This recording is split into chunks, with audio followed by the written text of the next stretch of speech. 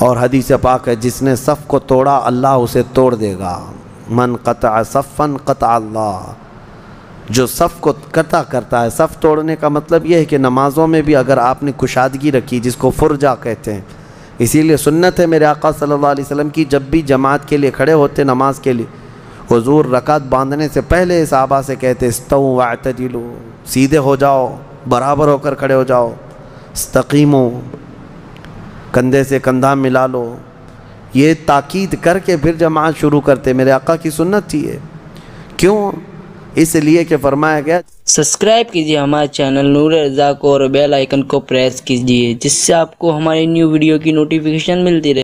سورہ صف کی ہم نے تلاوت کی، جس میں اللہ نے صحابہ کی تعریف فرمائی، ان اللہ یحب الذین یقاتلون فی سبیلہ صفا کأنہم بنیان مرصوص، بے شک اللہ تعالیٰ ان مجاہدین سے بہت محبت کرتا ہے کہ جب وہ اللہ کی راہ میں جہاد کے لیے جاتے ہیں تو ایسی صف بناتے ہیں جیسے سیسا پلائی ہوئی دیوار ہو، کوئی ان کی صفوں کو نہیں چیر پاتا۔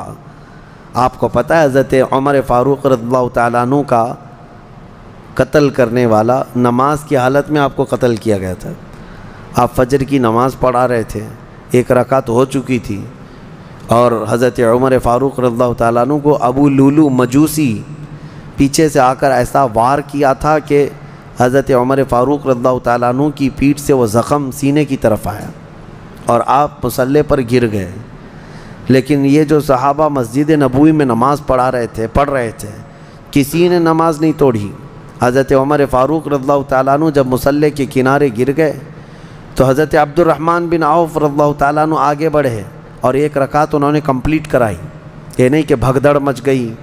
خلیفہ وقت 10 سال جنہوں نے خلافت کیا ہے حضرت عمر فاروق، امیر المومنین شہید ہو چکے یا مصلی پر گر چکے، بھگدڑ مچ گئی انہیں۔ پیچھے سے حضرت ابن عوف آگے بڑھے، انہوں نے نماز کمپلیٹ کرائی ایک رکعت، اور سلام پھیرنے کے بعد جس نے قتل کیا تھا اس کو ڈھونڈنا ہی تو تھا۔ لیکن میں جس وجہ سے یہ واقعہ عرض کر رہا ہوں کہ وہ مسجد سے باہر جا ہی نہ سکا۔ کیوں؟ صحابہ کی صفیں اتنی مضبوط ہوتی تھی کہ کسی صف کو وہ پھلان ہی نہیں سکا۔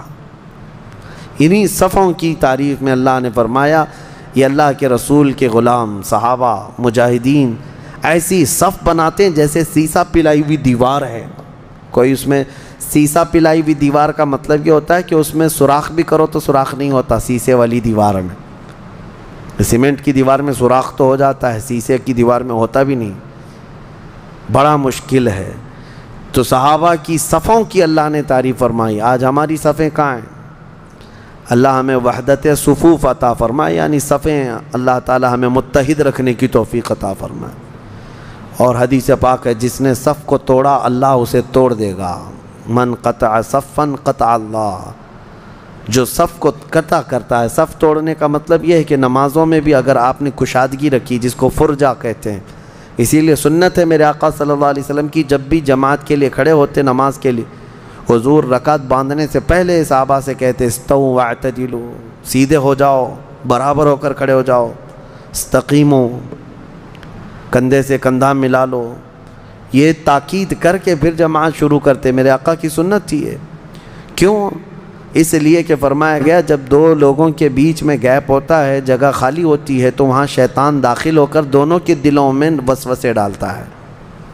صفوں کو مضبوط کرنا ضروری ہے۔